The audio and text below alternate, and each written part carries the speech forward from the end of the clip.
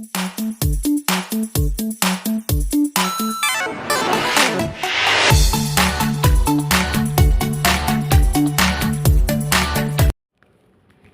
நல்லா இருப்பீங்க.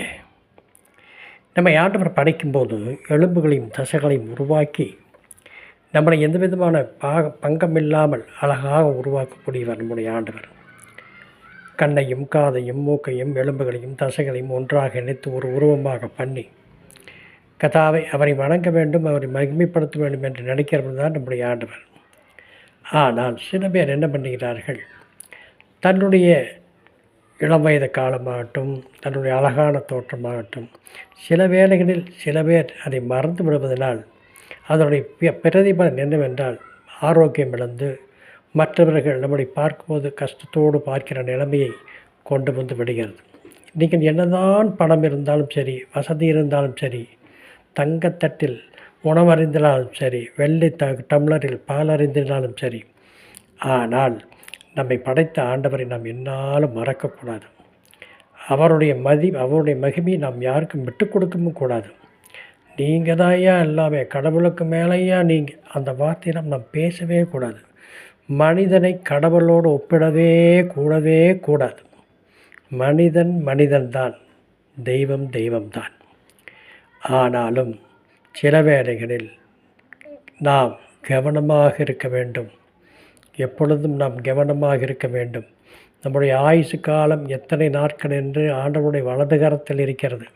பரிபூரண ஆயுசு வரைக்கும் நம்மை பாதுகாக்கக்கூடிய ஆண்டவர் சொல்கிறார், உன்னை நான் வழி நடத்துவேன் என்று சொல்லி கொண்டிருக்கிறார். அதனால்தான் எலும்புகளையும் தசைகளையும் நான் உருவாக்கியுள்ளேன் என்று சங்கீதம் 34 சொல்லப்படுகிறது.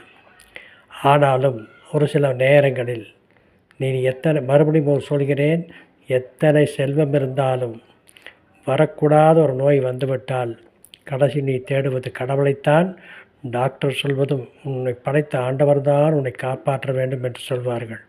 நீங்கள் மறந்து விடக்கூடாது. இதற்கு நான் கேட்டல்ல, படித்தல்ல, நடந்த ஒரு சம்பவத்தை சொல்ல ஆசைப்படுகிறேன். ஜான் எஃப் கென்னடி மிகச்சிறந்த US பிரசிடெண்ட், இந்தியாவின் சிறந்த நண்பர்.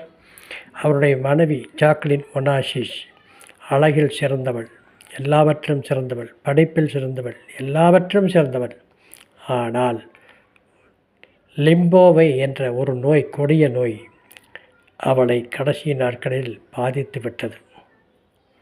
இடம் புரியாத ஒரு கேன்சர், கண்டுபிடிக்க முடியாத ஒரு கேன்சர் வந்து அவள் இறந்தாள் என்ற ஒரு சரித்திரம் இருக்கிறது. கடைசி நேரத்தில் அதுபோல பாதிக்கப்பட்டு இறந்தாள். அவளுக்கு இல்லாத சொத்தில்லை, அவளுக்கு இல்லாத வசதி இல்லை. என்னிருந்தும் ஏதிருந்தும் ஒன்றும் என்னை காப்பாற்ற முடியவில்லையே என்று தன் மரணத்தில் ஒரு வாக்குமூலம் கொடுத்ததாக ஒரு செய்தி இருக்கிறது. அதே US பிரதேசத்தை இன்னொரு சகோதரி இருந்தார்கள், மிகப்பெரிய பணக்காரி. ஆனால் அவருக்கு வந்த நோய் என்னவென்றால், தன்னுடைய கண்களுடைய இமைகள் மூடாது, அசையாது, திறந்தபடியே இருந்தது.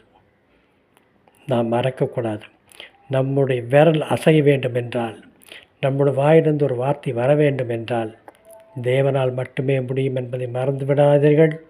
இது எச்சரிக்கை செய்தி அல்ல, நாம் எப்படி இருக்க வேண்டும் என்பதைத்தான் உங்களுக்கு சொல்லிக் கொண்டிருக்கிறேன். இன்றைய தியானத்தை முடிக்கும் முன் இதை லைக் பண்ணுங்கள், ஷேர் பண்ணுங்கள், எல்லாருக்கும் அறிமுகப்படுத்துங்க.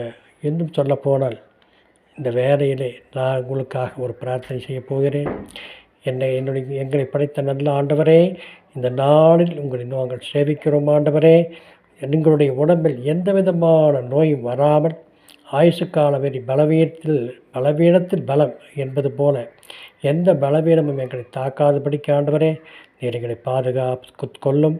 கேட்கிற ஒவ்வொரு குடும்பத்தில் உள்ள ஒவ்வொருவரையும் நீர் இரத்த கோட்டைக்குள் மறைத்து கொள்ளும் ஆண்டவரே. இயேசுவின் நாமத்தில் நல்ல பிதாவே, ஆமென்.